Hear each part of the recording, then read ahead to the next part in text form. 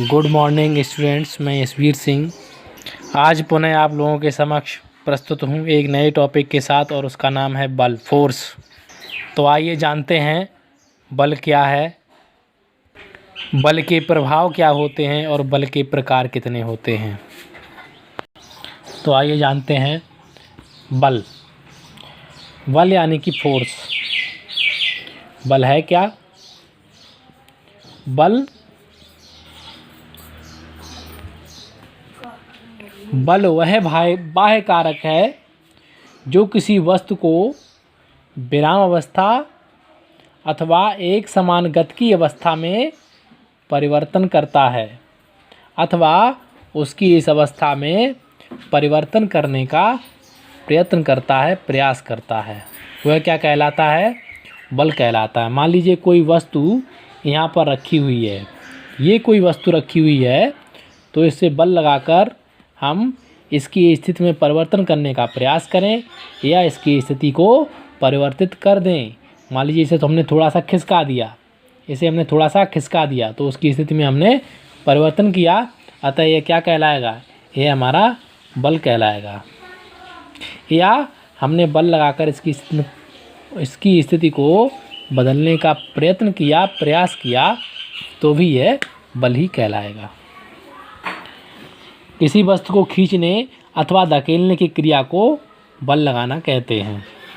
खींचने की प्रक्रिया को आकर्षण बल और धकेलने की क्रिया को प्रतिकर्षण बल कहते हैं। अब हम बात करेंगे बल के प्रभाव के बारे में, इफ़ेक्ट ऑफ फोर्स। तो इसका पहला प्रभाव क्या है कि किसी स्थिर वस्तु पर बल लगाने से वस्तु गतिमान हो जाती है। किसी स्थिर वस्तु पे मान लीजिए कोई टेबल है और इस पर कोई पुस्तक, कोई किताब रखी हुई है, तो ये क्या होगी कि इस पर हम इसे कोई बल न लगाएं तो यह यहीं पर रखी रहेगी। मान लीजिए इस पर हमने ज़ोर से धक्का मार दिया तो ये खिसक जाएगी, यानी गतिशील हो जाएगी। इसे हम ऐसे भी समझ सकते हैं कि ये मेज़ पर कोई बॉल रखी हुई है और इसे हम धक्का अगर मार दें तो ये इस पर गति करने लगेगी, लुढ़कने लगेगी। तो यह किसी स्थिर वस्तु पर बल लगाने से वस्तु कैसी हो जाती है? गतिशील हो जाती है। तो यह इसका पहला प्रभाव हो गया। इसके दूसरे प्रभाव की बात करेंगे तो इसमें किसी गतिमान वस्तु पर उसकी गति की दिशा में ही बल लगाने पर वस्तु की चाल बढ़ती जाती है। अगर कोई गतिशील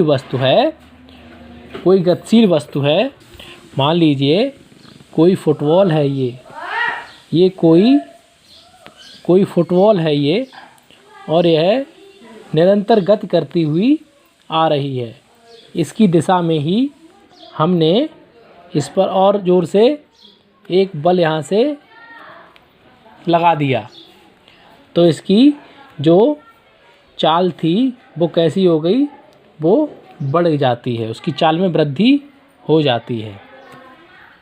तो क्या होगा? इसकी गति की दिशा में ही चाल कैसी होगी? बढ़ जाएगी। अब हम इसके तीसरे प्रभाव के बारे में जानेंगे। तीसरा प्रभाव है किसी गतिमान वस्तु पर गति की दिशा के विपरीत दिशा में बल लगाने पर वस्तु की चाल घटती जाती है। तो इसे समझने के लिए मान लीजिए हम किसी गेंद को ऊपर की तरफ फेंकते हैं। ऊपर की तरफ जब फेंकते हैं तो क्या होगा? इस पर विपरीत दिशा में भी एक बल कार्य करेगा। कौन सा बल कार्य करेगा? गुरुत्वाकर्षण बल जो कि इसकी विपरीत दिशा में नीचे की ओर कार्य करेगा। तो इधर से हमने बॉल फेंकी, उस पर एक बल ऊपर से नीचे यानी विपरीत दिशा में कार्य कर रहा है, तो बॉल की स्पीड धीरे धीरे कम हो जाएगी और अंततः वह एक समय ऐसा आएगा जब वो रुक जाएगी और रुकने के बाद पुनः वो पृथ्वी पर वापस लौट आएगी। तो ये क्या हुआ? यहाँ पर एक बल की दिशा के विपरीत दिशा में जो बल लगा तो क्या हुआ, उसकी चाल में कमी आ गई। अब हम बात करेंगे इसके चौथे प्रभाव के बारे में। यदि किसी चाल से गतिमान वस्तु पर गति की दिशा के अभिलंबवत दिशा में बल लगाया जाए तो वस्तु की गति की दिशा बदल जाती है, परंतु चाल में परिवर्तन नहीं होता। मान लीजिए ये कोई बॉल है और ये इसकी गति करती हुई कोई बॉल इधर से आ रही है। गति की प्रारंभिक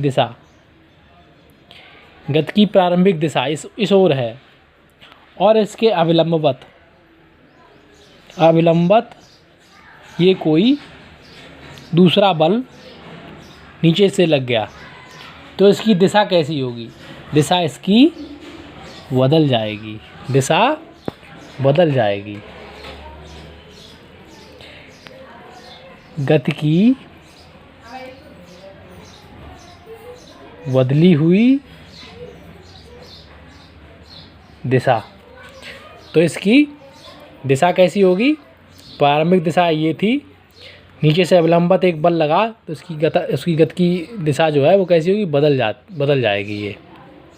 इस प्रकार हम कह सकते हैं इसके जो चारों प्रभाव हैं, तो किसी वस्तु पर बल लगाने से वस्तु की विरामावस्था गति की अवस्था में बदल सकती है, वस्तु की चाल में वृद्धि अथवा कमी हो जाती है और वस्तु की गति की दिशा परिवर्तित हो सकती है।